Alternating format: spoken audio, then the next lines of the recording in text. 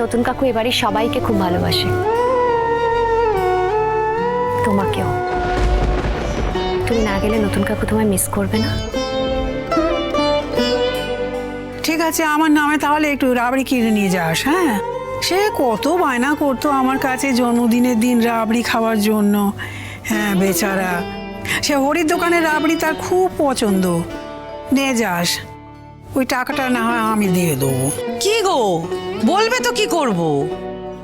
কি আর করব, তোমরা যদি সকলে মিলে যাও তাহলে রান্না বান্না করে দেব, আর আমি না গেলে যদি তোমাদের রাগ হয় তাহলে তোমাদের সঙ্গে যাব। কিন্তু মনে রেখো, আমার এই যাওয়ার জন্য বাড়িতে ফিরে এসে যদি কোনো অশান্তি হয় তাহলে কিন্তু আমি সেগুলো সহ্য করব না। মা, তুমি দাদাভাইকে ভয় পাচ্ছ? মা, তুমি ভুলে যেও না তোমার আরো দুটো সন্তান আছে, তোমার ছেলেমেয়েরা আছে। শোনো মা, অশান্তি হলে অশান্তি হবে। ওর কি এখতিয়ার আছে বলো তো, তুমি কোথায় যাবে না যাবে সেই নিয়ে কথা বলার? ছাড়ো তো, এসব একদম পাত্তা দেবে না। ও কোথায় যায় না যায় সেটা কি তোমাকে বলে যায়? তোমার একটাও কথা ও শোনে? ওর জন্য আমাদের মুখ পুড়ে যাচ্ছে, আবার এত বড় বড় কথা। ওর নিজের যেটা কর্তব্য সেটা তো করে না। তুমি কাল যাবে কি যাবে না বলো আমাকে। নতুন ঠাকুরপো আমার সঙ্গে দূরত্ব তৈরি করতে চেয়েছিল, আমারই সম্মানের কথা ভেবে। হয়তো আস্তে আস্তে এটাও আমাকে অভ্যেস করতে হবে। আমি তো আগে বুঝিনি নতুন ঠাকুরপো এ বাড়িতে না থাকলে আমার এত খারাপ লাগবে। সত্যি, মানুষ নিজেই নিজেকে কত কম চেনে। ও বৌদি ভাই, কাকিমা, তুমি না আজকাল খুব আনমনা থাকো জানো তো। আচ্ছা যাবক্ষণ দেখি রান্না বান্না করে শরীর কেমন থাকে। আরে দরকার হলে আমি তোমাকে হেল্প করে দেবো। আরে কি আর এমন রান্না, আমি রোজ রান্না করি, আমার অভ্যেস আছে। ওইটুকুন রান্না আমি ঠিক করে নিতে পারবো। আচ্ছা ঠিক আছে, তাহলে আমরা কালকে যাচ্ছি, কিন্তু কখন যাব? সকালবেলা উঠে তো আমি রান্না করব, আর কাল তো কোনো ছুটির দিন নয়, ইনস্টিটিউট খোলা থাকবে, নতুন ঠাকুরপোরও কাজকর্ম থাকবে। তাহলে বরং আমরা বিকেল বিকেল যাব। বেশ, তাহলে এই কথাই রইলো। ঠিক আছে মিটিল, তুই কিন্তু চেম্বার করে কালকে তাড়াতাড়ি চলে আসিস। বাহ, দুর্দান্ত ব্যাপার। এবার আমার দেরি হয়ে যাচ্ছে তোমাদের চক্করে। বলো মা, কালকে কি রান্না হচ্ছে, কি বাজার করবো বলো, নিয়ে আসবো সব। না না না না, ঠিক আছে, তোমাকে আর বাজার করতে যেতে হবে না। তুমি এখন কাজে বেরোবে, যাও, চলে যাও। আমি বরং আজ সন্ধেবেলা ওই স্টেশন বাজারের ওখান থেকে ভালো মাছ নিয়ে আসবো বৌদি ভাই। নতুনদা যা যা মাছ খেতে ভালোবাসে। আর বলছি পিসিমণি, ওই কচি পাঁঠার মাংসটা হবে না? আমাদের এখন অনেক বুঝে চলতে হবে বাবিল। মা, ওই একটা দিনের ব্যাপার তো, বলো নতুন কাকুর জন্মদিন, কোনো অসুবিধা হবে না। আর আমরা কি খাবো নাকি? আমরা খাবো না। বাড়িতে মাংস রান্না হবে আর উনি খাবেন না। ঠিক আছে, মানে আমাকে এক পিস দিলেই হবে, এক পিস।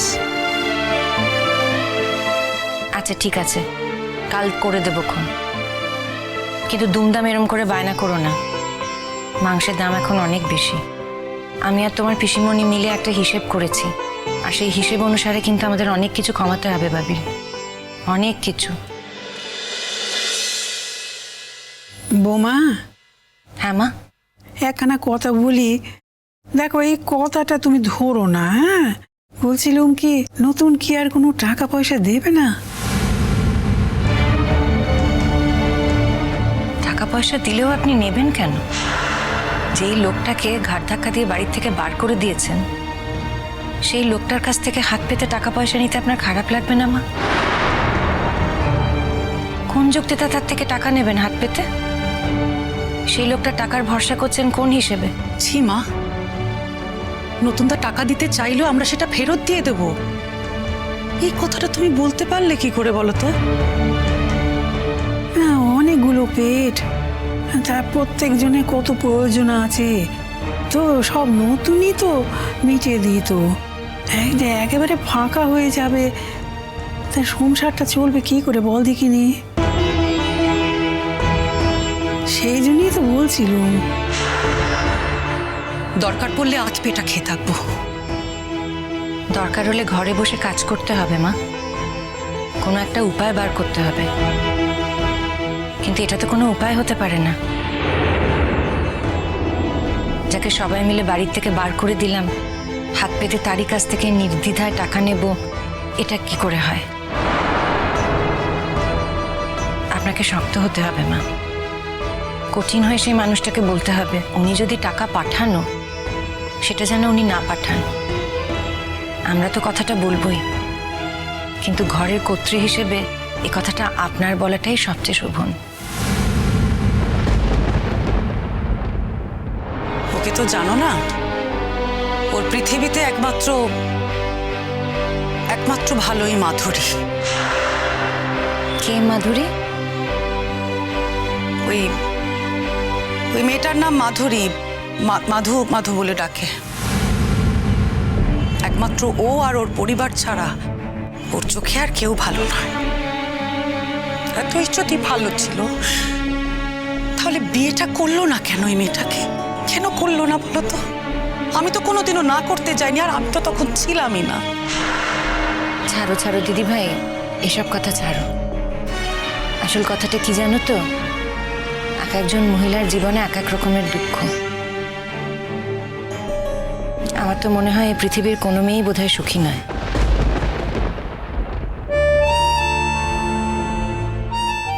সত্যি তোমার জীবনটাও দেখো, এত ভালো একটা মানুষ তুমি, কাকা বাবু কাকিমা কত সুন্দর করে তোমাকে মানুষ করেছে, সেই তুমিও। আমার কথা বাদ দাও,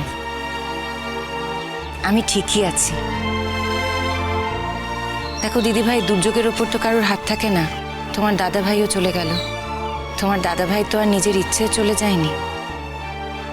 আর কি বলো তো, দুর্ঘটনার সঙ্গে তো যুক্তি দিয়ে লড়াইও করা যায় না। আমার কপালে যা ছিল তাই হয়েছে, সেটাও তো মেনে নিতে হবে। আমি আর সবকিছু বাদ দিলাম, কিন্তু শুধু ভাবতে পারি না বুবলাইয়ের এই বদলটা। সেও হয়তো আমার কপালে ছিল। আচ্ছা বলো না, এই যে আমাদের অপমান করে দুঃখ দিয়ে ও তো নিজেও কষ্ট পাচ্ছে। বিয়ের পরে চাকরিটাও চলে গেল, কিন্তু ওই যে ও ধরে বসে আছে। নতুন ঠাকুরপোই ওর চাকরিটা খেয়েছে, কিন্তু আমরা তো সবাই জানি যেটা সত্যি না। নতুন ঠাকুরপো এ কাজ করতে পারে না। ও হয়তো মনে মনে বোঝে, কিন্তু কিছু একটা বলতে হবে বলে মুখে এই কথাটা বলে। একদিন হয়তো ও বুঝবে, সেই ভরসাতেই আছি। আসলে কি বলতো, হিমালয় পাহাড়ের মতো ওরকম একটা মানুষের গায়ে যদি কেউ কাদা ছেটায়, তাহলে খারাপ তো লাগবেই বলো। কিন্তু নতুনদার বৌদি তো এখন উঠে পড়ে লেগেছে ওই ডলকে নিয়ে। ভালোই তো হয় গো, নতুন ঠাকুরপুরও তো একটা সংসার দরকার। নতুন ঠাকুরপুর জীবনে একটা শিক্ষিত সুন্দরী মেয়ের দরকার। আমাদের সংসারের জন্য জীবনে কি পেল বলো তো? জীবনটাই তো পুরো এলোমেলো হয়ে গেল। যতদিন আমাদের বাড়িতে ছিল ঠিক ছিল, কিন্তু সেই মানুষটারও তো একটা যত্ন আত্মীর প্রয়োজন। কোনোদিন তো সেই মানুষটা নিজে কিছু করেনি। তাই বলে ডল? কেন ডল খারাপ কিসে? ডল মেয়েটা তো খারাপ নয়। ভালো মন্দ জানি না, ডল তো সেই অনন্যা বৌদিরই বোন, তো অনন্যা বৌদির তো একটা ইন্ধন থাকবেই বলো। এত ভেবে তুমি কি করবে? তাকে তো তার নিজের বাড়ির থেকেই চলে যেতে হলো। আমাদের কি অধিকার আছে বলো? তুমি যদি আগ বাড়িয়ে কিছু বলতে চাও, তাহলে শুধু শুধু তুমিই অনেকগুলো কথা শুনবে। দেখবে হয়তো সবচেয়ে তোমার কাছের জন্যই তোমাকে বেশি কথা শোনালো। আমি এখন সত্যি চাই নতুন ঠাকুরপুর একটা কোনো গতি হয়ে যাক, একটা সংসার হোক। দেখো দিদি ভাই, কম চেষ্টা তো আমি করিনি বলো, তুমি তো জানো। আমার মনে হয় এ জীবনে নতুনদা আর কাউকে বিয়ে করবে না। আর কাউকে মানে? না মানে কাউকেই বিয়েই করবে না। দেখো